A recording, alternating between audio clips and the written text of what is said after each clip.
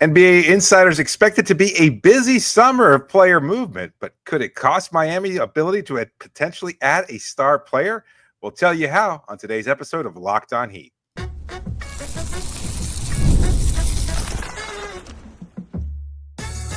You are Locked On Heat, your daily Miami Heat podcast, part of the Locked On Podcast Network, your team every day.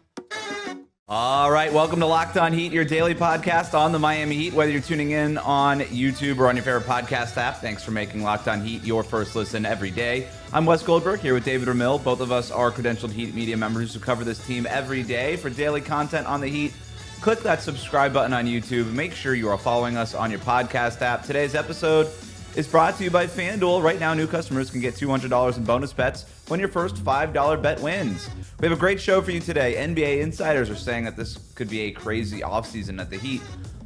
Might be staring down the barrel at a tough decision between Kevin Durant and Giannis. But before we get into any of that, I want to get to a couple of reports here. David, you've got one Western Conference executive telling Jake Fisher, quote, "It's going to be a crazy summer. There's going to be a lot of movement. Trades are going to be the marquee aspect because there's a number of high-level players available, and there aren't really any marquee free agents." Brian Windhorst also saying on Wednesday, quote, "I'm expecting a lot of transactions to happen around draft week," end quote. So you've got the insiders out there saying, put your seatbelt on. Stuff's about to happen. So my question to you, David, is this good or bad for the Heat? I think it's great for the Heat. I think Miami's ability to involve themselves in a number of deals bodes well if there is a lot of activity going on. And to what capacity they'll be able to get involved remains to be seen. So we can't tease our listeners by saying, well, this clearly indicates that, because we don't know. We don't know what names will be available, and we'll talk about that throughout our segment here. But I think when you're looking at the way these transactions shape up, and remember, these conversations are already taking place. They've been ongoing. They'll be moving steadily forward. And then as a hard deadline passes of the NBA draft, that's when things start to pick up a little bit. There's already been preliminary conversations. To what degree? That would be tampering, though, I thought. Right. Never a concern around the NBA. So there is no tampering. No tampering has ever taken place anywhere around league circles. Having said that, I think Miami's ability to stay connected to all these conversations to varying degrees allows them to be involved in different conversations to find out what's being talked about, what players are being moved, what players would they be interested in, to be involved in multi-team trades. We know about Pat Riley's history of being involved in these multi-team trades. They always seem to be active listeners, participants. If you need a fifth team, a fourth team, a third team, they'll get it done. And again, while it may be just to acquire a superstar, and that would be fantastic for Miami, it's also about building the roster by adding key role players. Let's say a team X wants to move a role player that's on Miami's radar. Guess what? Miami gets involved, and they can offer maybe salary cap relief, maybe a pick, who knows, whatever it takes to get that player onto Miami's roster. Their intent is clear. They plan on rebuilding this roster, retooling it, not rebuilding it. They're not going to do a complete teardown, but they are going to shape up this roster the way they want it because they want to compete. And they're here for this front office. And when a lot of teams are being active, I think that helps Miami's chances of being much more involved in these conversations to actively retool their roster. You know, it's funny. We're doing all these shows on should the Heat go after X player, Y player, Z player, all these things. If it's going to be this crazy of an offseason, if it's going to be this active, this is a chessboard that we're just getting a sense of what it's going to look like, right? This is a chessboard that's going to be constantly moving, changing. Players that you didn't think were available are going to be available for one reason or the other, right? Like teams that maybe you didn't think were going to be that active might become active for one reason or another. Just stuff maybe that you didn't anticipate happening could happen because we've seen this across the league, right? One trade usually creates some kind of domino effect in terms of other moves that can happen, right? Nobody expected Drew Holiday to get traded to a couple of summers ago. Damian Lillard's off to Milwaukee. Next thing you know, Drew Holiday's on the Boston Celtics. You're like, whoa, okay. Like, these are the kinds of things that happen.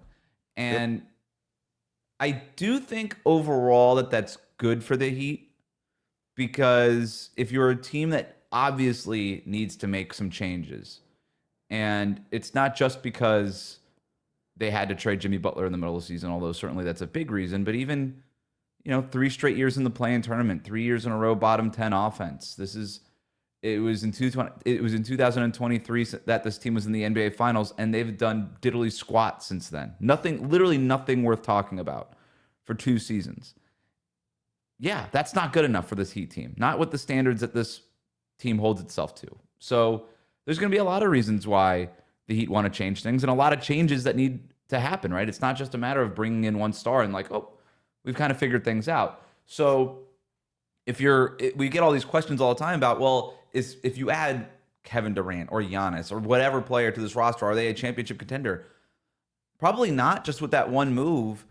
But all of these moves start to beget other moves and all these other things, and then the power rankings in the Eastern Conference will change based on those moves and all these things. So all you could do if you're the Heat is put yourself in the middle of it and hope you kind of come out the other side with some decent planning, and hope that you can come out the other side better for it and in a better position in the Eastern Conference because of it. So yes, I do think it's good for the Heat that it's going to be incredibly active. I think it's good for you and me that it's going to be incredibly active.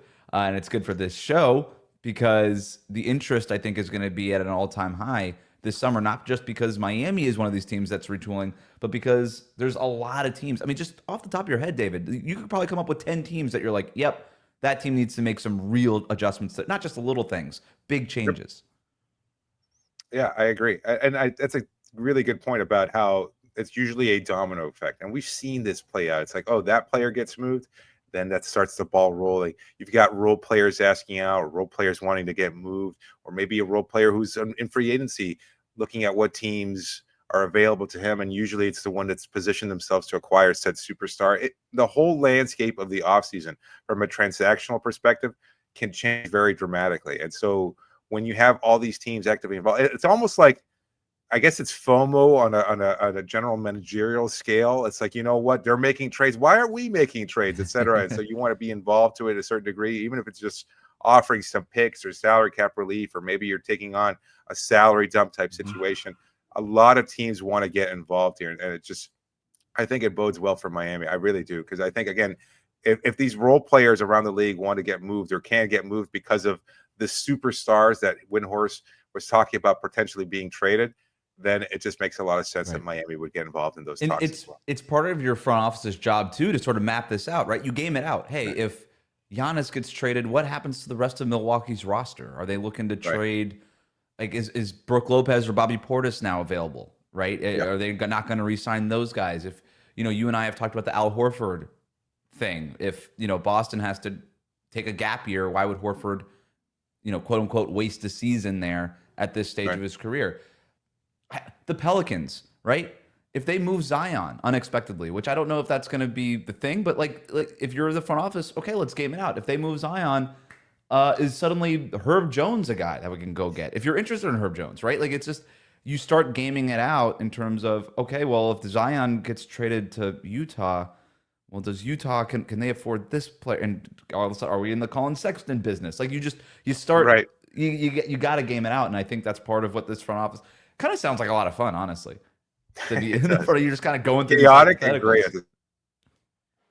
I have, I mean, again, just like off the top of my head, I just started writing down teams that I think are going to make big moves or could be really active this offseason. The Spurs, the Rockets, Atlanta, Sacramento, Boston, the Lakers, the Grizzlies, Phoenix, Golden State. Like, you go down the list and you're like, yeah, it feels like all of these teams can kind of shake the NBA snow globe a little bit in their own respect. Absolutely. And you got to count Miami in there. Like, I mean, of course. I think as much as we've talked about the possibility of keeping Bam and Tyler as your centerpieces moving forward, or at least the building blocks moving forward, I don't know that that's always going to be the case. I mean, we've seen Riley say one thing and then kind of have to change course not that far long after, and I think that's just the nature of the NBA.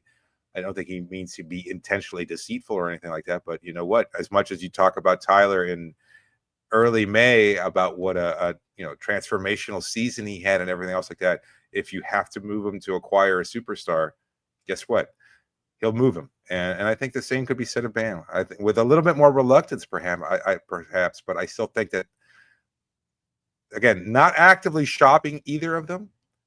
But if that's what it takes to get a deal done, I think there's a higher level of desperation in the front office now than has been for a while, because they were good enough, because they just maybe falsely assumed, well, we'll be able to flip a switch, or we'll be competitive, we'll figure it out in the playoffs, etc. I think now they've seen what this team is, and after a number of seasons, and the regular season record reflects that. The lack of talent, the lack of a Jimmy Butler reflects that. You can't just hope that something miraculous happens. It's not a way to win, right? And to be able to continuously build that way. So you're going to have to make a move, and if that's the case, then yes, either Tyler or Bam, I think, could be moved in order to acquire that superstar. You can't rule it out, right? I know that Pat Riley said that he hopes that Tyler Hero finishes his career in Miami and is here long term, or whatever phrase that he used. But this is also the same executive who talked up the 2003 roster. And as soon as Shaquille O'Neal became available, see ya. Buy Lamar Odom, buy Caron Butler. Like, he talked up that roster. And then as soon as but that's your point. Like, Shaq was a world-beating superstar at that time. And you have to make a tough decision in that moment and say, okay, we could pair Shaq with Dwayne Wade. I guess that's what we're going to be doing here. So if something like that, you might not plan on making that trade, but if something like that is an opportunity, then you start having to make those tough decisions. That said, speaking of tough decisions, is there a scenario where the Heat could trade for Durant but cost themselves a chance at Giannis? We'll talk about that next here on Locked On Heat. Today's episode is brought to you by FanDuel. The NBA playoffs are in full swing, and every night delivers highlight-worthy performances, major momentum shifts, and can't-miss moments. Whether it's a game-winning shot or a breakout player, there's never been a better time to get in on the action. FanDuel makes it easy to stay in the game before tip-off and live. With player props, performance trends, and same-game parlays, fans have more ways than ever to play smart and win big. Which players are going to show up? Of course, Game 5 in New York. Who's going to step up for the Pacers or the Knicks? Do the Knicks find a way to make this series a little bit more competitive, or does Indiana seal the deal and get to the finals for the first time in almost 2 decades? It's going to be interesting to find out. So if you're new to FanDuel, this is a perfect time to sign up. Head to FanDuel.com and place your first $5 bet. If it wins, you'll get $200 in bonus bets. That's $200 in bonus bets. Make every moment more with FanDuel, official sports betting partner of the NBA. We'll be right back. Thanks for making Locked On Heat your first listen every day. I want to go back to that Brian Windhorst quote and then add something that he said in that report. The quote was, "I'm expecting a lot of transactions to happen around draft week." He also added during this segment, he's 98% sure that Kevin Durant won't be his son. I'm ready to go 100%, man. Like, there's no coming back from where this is with Durant and Phoenix. But whatever it is, right? It feels like we know where this is going. And at the very least, Phoenix is taking phone calls, or will be taking phone calls on Kevin Durant within the next month. And I think one of the reasons Windhorst says that a lot of this stuff is going to be happening around draft week is that, you've got a lot of teams are talking about a lot of different things moving up and down in the draft and stuff. So just teams are naturally in communication. And so trade talks naturally come from that. But I think the other part of this too is, okay, it's draft night, and that's the unofficial, well, it's really the start of the offseason, because all of a sudden those extra picks and all those things start to unlock, that extra year in advance in 2032 and all these things. So teams get a little bit more wiggle room with what it is that they can use in terms of trade assets. So all of this makes a lot of sense. So on one hand, we kind of know exactly where this is going with KD. Those phone calls are happening now, or will be happening, or certainly will be happening by draft night. He's like the second biggest name that we expect to be out there, as long as Giannis is also out there. And he's really the team or really the player I think teams are waiting on. There was a report, and I can't remember who had it. Maybe it was I think it was Mark Stein earlier in the week, talking about how 29 teams in the league are preparing their Giannis packages. Yeah. Because for a player like that, that's what you do. You say, okay, even if we don't think we have a real shot at this guy, we at least have to make the phone call. But we really don't know if the Bucks are going to trade Giannis yet, right? Giannis has to go to that front office and demand a trade. That's the only way that I think the Bucks end up trading him. I don't know when that decision is made. I don't know when Giannis forces. He's never done this before. He's gotten really close and ultimately always ended up playing back in Milwaukee. So it wouldn't, like, I almost expect him to take his time on this. Now, obviously, I have no inside knowledge on that, and things change dramatically very quickly in the NBA, as we've seen over the years. But I'm saying all this just to frame my next question to you, David. If we don't know what's going on with Giannis on draft night, would you make a trade for Kevin Durant on draft night, knowing the assets that it'll take to go get Durant, knowing it could cost you a chance at landing Giannis? I would not, no.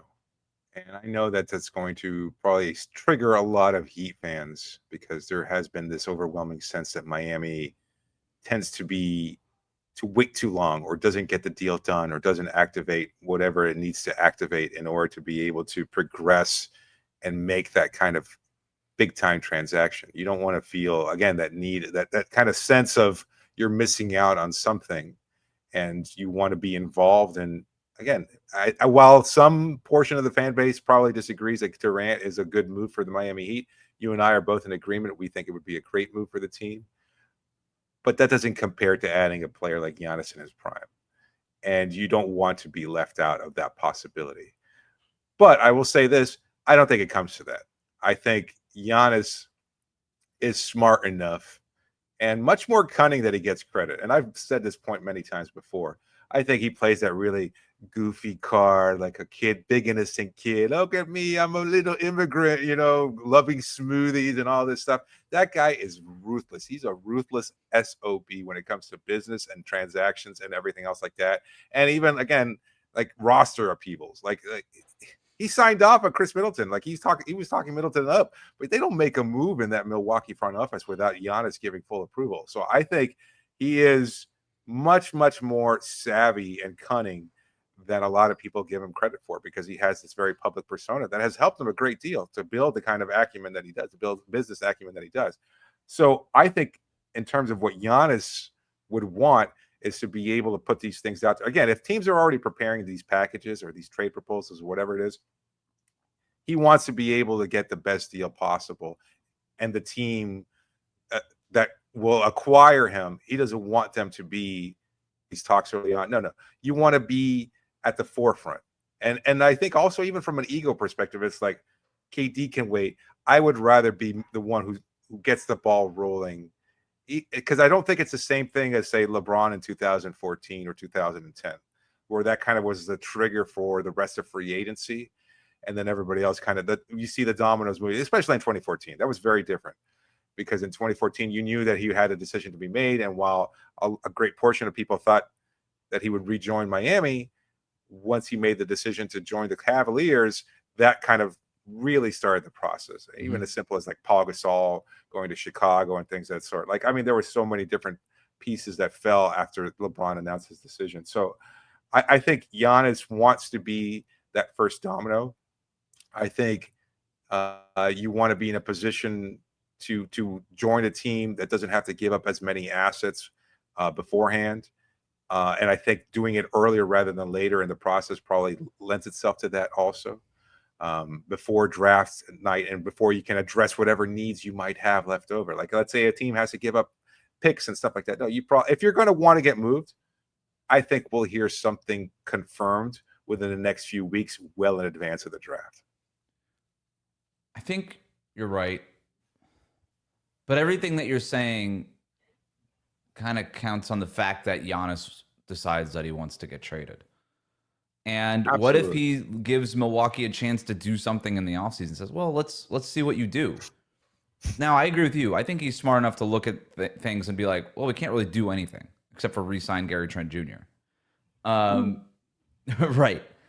So maybe this is what we're all kind of getting at, is around draft week, we'll have some sort of announcement or report that says Giannis is ready to leave the Milwaukee Bucks. And then at that point, all hell breaks loose and the ball's rolling and teams start calling Milwaukee with their best Giannis packages that they've been preparing for the last few weeks. And then at that point, maybe if you don't get Giannis, if you're one of the teams that strike out on Giannis, then you pivot to Kevin Durant. At the same time, if you're Miami in that instance, you can I think you'll get a sense right away whether or not you're in on Giannis or not, right? Because Giannis will have his list of preferred destinations, and you'll get a sense about how much Milwaukee actually cares about that list. Again, hypothetically, if we end up at that point, and then you make your phone calls and you go from there. And if the Bucks are telling you, hey, like you're not even in the ballpark of some of this stuff that we're getting from Houston or San Antonio or whatever team is out there for Giannis, then you say, all right, cool, we're gonna go call Phoenix now. So.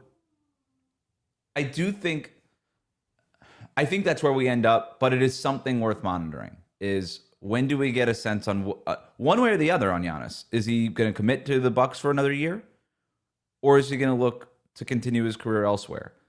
Because you're probably right. I don't know that you can make a move not knowing where you stand with Giannis, because you get that guy, it's a top 3 player in the league at 30 years old, and that's just as good as Kevin Durant is. That's just different.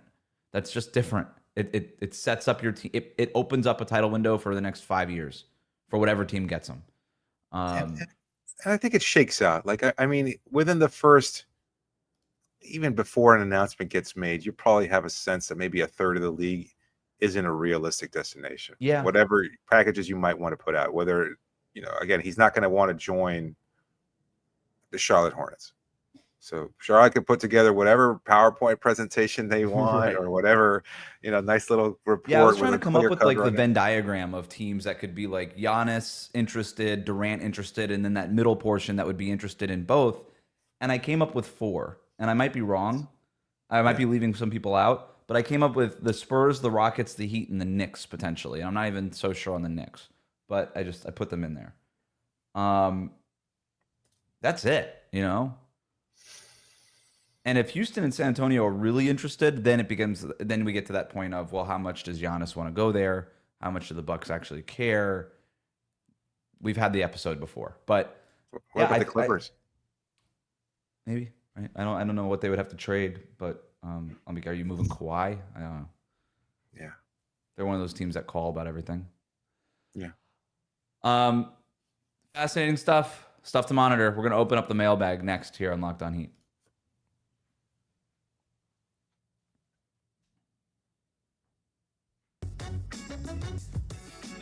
Taking up some mailbag questions. These come from the Locked On Heat Insider community on Subtext. If you want to join and send in those mailbag questions, you could do so with the link in the show notes. This question comes from Etham, who writes in, with KD being linked to the Heat, how realistic do you think a potential reunion with Russell Westbrook could be? I understand opinions on Westbrook are mixed. I personally appreciate the physicality and energy he brings to the game. Now, how he fits the team is a different question. Russell Westbrook has a player option for $3.5 million this summer. We don't really know if he's going to opt in or opt out. He seemed happy enough in Denver, but the way that season ended, maybe he could look to play somewhere else. Also, it was announced this week that he underwent a procedure to repair a broken hand that he had suffered during the season or something, some sort of fractures or whatever. That's not expected to be a long-term injury, but something worth noting here as long as we're talking about Russell Westbrook. All right, let's just play it out. Let's say Durant is on the Heat. Okay. Russell Westbrook, what do you think? I don't think they get along well enough where you'd want to have that kind of reunion in Miami. I think, like most NBA players, they tend to look forward rather than backwards. And I don't think there's any active animosity there, but I don't think there's any interest in butting up. I think their personalities were so vastly different in Oklahoma City, and they played that out because they were young and they were teammates and they wanted to win together. But you've kind of moved on, and I don't see that they have any interest. I mean, that's just my opinion. But I've seen them both. I've seen them interact. I've seen them in Oklahoma City locker room, and I know what those personalities were like. And they weren't the two that were getting together for a drink after a game. There was other personalities there, and I think KD is very much to himself in that sense. Like he's just, I don't know that he has a lot of friends around the league. I was kind of surprised when we heard years ago about the strong rapport that he developed with Bam Adebayo. And I think that mostly just speaks to what a congenial fellow Bam is, because KD, he's not that guy. He's not the one who's buddy with everybody. And it's the exact opposite. And, he just loves hoop. He loves talking about hoop. He loves being the internet foil to a certain degree on social media. And then other than that, it's basically all about working and getting to work and playing basketball. KD's that friend you had in college who just like you would go over their apartment and you wouldn't really talk much. You would just sort of watch movies. Yeah. But with KD, it's just basketball games. Yeah. It's just, you just kind of go over and you're like, oh yeah, I just spent a couple hours with KD. Oh yeah, what'd you talk about? Nothing. Not really. What's he up to? I don't know. He had the big screen TV, so it was great to watch the movie there. Yeah, we saw. We watched we watched The Departed for the third time in a row. Yeah, I don't know. If I was gonna like try to sell somebody on signing Russell Westbrook onto a Heat roster that also included Kevin Durant, it would have nothing to do with the personalities. It would just be, oh yeah, they need a backup point guard. He's that. Yeah. But yeah, I don't know that Westbrook makes a ton of sense. Billy writes in, hi guys, so if we miss out on a superstar, should the Heat look at the 2012 to 2015 Warriors as the model for filling out the roster? Bam does everything Draymond does from a defense and playmaking standpoint, plus he's a better scorer. Hero stats are damn near similar to 24 to 26-year-old Steph Curry, near identical shooting splits, points per game, and rebounds per game. Only real difference is Curry was averaging 2.2 more assists per game. So Hero, Bam, Wiggins, and Ware could be your Curry, Green, Klay Thompson, and David Lee / Andrew Bogut. So you would need a Barnes, a Livingston, an Iguodala, a Mo Spates, a Barbosa-like free agent. Guys who don't put up a lot of big numbers but just space the floor, play defense, and for the guards, players that can drive and kick. Tim Hardaway Jr., Karis LeVert, Larry Nance, Chris Paul, Al Horford, Marvin Bagley, Seth Curry, Jay Crowder, Tyus Jones, any of those guys while retaining Davion Mitchell. So this is interesting idea. I will stop short of the Warriors thing just because Steph Curry was on his way to winning an MVP, and that is not what Tyler Hero is doing. But no, you're right. That's worth. I mean, that almost right there. That's the answer to the question, because it's like that's it. I understand the idea of team building. You always want to add role players that can play at a high level and understand their place in the hierarchy, etc. And guess what? Like, I mean, the Heat had that to a certain degree a couple of years ago. They had guys like in the Orlando bubble. You had all these players that understood their place in there because you had Jimmy Butler playing at a high level, specifically in those playoff scenarios. But the problem is that you don't have that player during the regular season. And Tyler, to your point, is not that player. Like, it's a lot easier to accept Maurice Spates' warts when you have Steph Curry kind of balancing it out. Right. And, I think that's basically it. You don't have that Steph Curry. And so the need for a superstar entering his peak is still the priority for Miami. And I don't know that there is a place I don't know that name exists for Miami so far. And I don't know that you're going to find it. But I mean, that's the goal, is to be able to have at least a 1A, and then, surround them with key role players everywhere and then build that team that way. That's absolutely a great strategy. You're still missing the superstar right now. So don't worry about Spates and David Lee. Worry about getting Steph Curry first. Also, just left out Harrison Barnes, Billy. Jeez. What did Harrison Barnes do to you? He was a big part of that roster. And to me, the other part of this is Wiggins isn't Klay Thompson. Wiggins, if anything, is Harrison Barnes in this that's right. comparison. But having the greatest shooter who ever lived and then one of the other 5 greatest shooters who ever lived on that same roster, like, this is what I talk about when you hear it all the time. It's like, oh, this guy is sort of like this. Well, he's not that. And that sort of is the biggest difference. That's the difference in the NBA. That sort of is the entire difference between elite players and not elite players. And we love Tyler Hero around these parts. He's not an elite player. He's not Steph Curry, right? Like, I'm not breaking news there. And then even just having a decent shooter, like a Duncan Robinson or something, that's not Klay Thompson. Like, these are all-time greats in your backcourt. And those are the kinds of things that just completely change the shape of everything that you're doing. And the Heat don't have a shape-shifting player on the roster. They don't have a guy who bends defenses, who just changes the way games are played, the tone. They don't have a guy like SGA who gets wherever he wants on the floor whenever he wants, or a Halliburton who just makes everybody around him better and is just like this pillar of efficiency. Like, they don't have these guys on the roster right now. And to your point, that's what they have to go after. Again, though, if and when they do get that player, then you got to go fill in those Iguodala, Mo Spates, Leandro Barbosa, Sean Livingston types. Like, those are the role players that you still need to fill the roster with. So it's not just one thing that the Heat need to do. There's a lot of layers to what it is that they need to do to get back to where it is they want to be. How could we forget Iguodala? Like, I mean, he was like a role player, the sixth man there, crazy, but he dude. was really, really, really good in Golden State. Like, I mean, that was a historically great team. I mean, Yep. How about the point? And I'll maybe this is playing devil's advocate to a certain degree. The point that Tyler and Steph had similar statistical production around these similar stages in their respective careers. Could Tyler ever theoretically evolve into a Curry-like player, or like closer to what Curry was during his peak? So yes, the averages are very similar, but let's also remember it was 10 years ago. Yes. So it was like dropping Steph Curry out of a time machine and onto a NBA court 10 years ago doing this. If Tyler Hero was doing what he's doing now 10 years ago in the NBA, he also would have been in the running for MVP. That's fair. That's how crazy it is. And I'm not like, that's not even like me gassing up Tyler Hero. You could probably name 15 players in the league that are like that just because it was 10 years ago. So, I will say that I think Tyler Hero could be a Klay Thompson to a Steph Curry.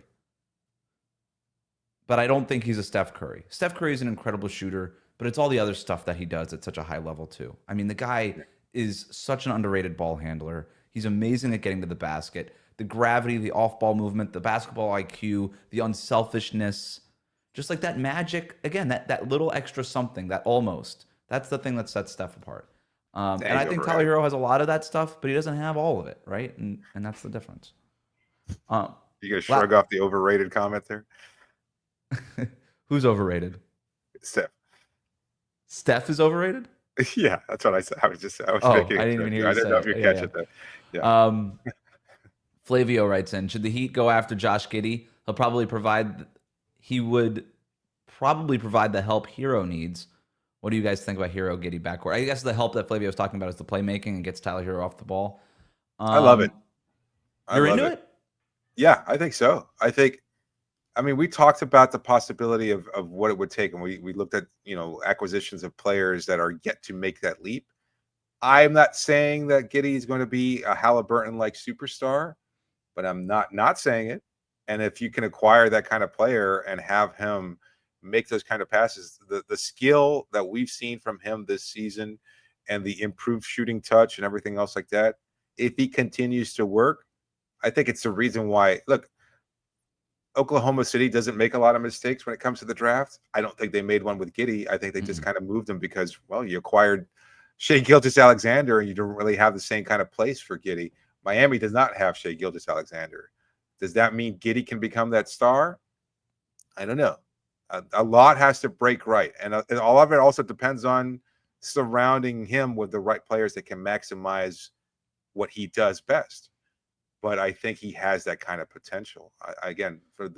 He is a triple-double, a perennial triple-double walking around on the court out there. And that being the case, that's not something that Miami has. And so I think it's something you'd want to pursue if you could. And maybe I think his value is going to be too high for Miami to even consider. That's the problem.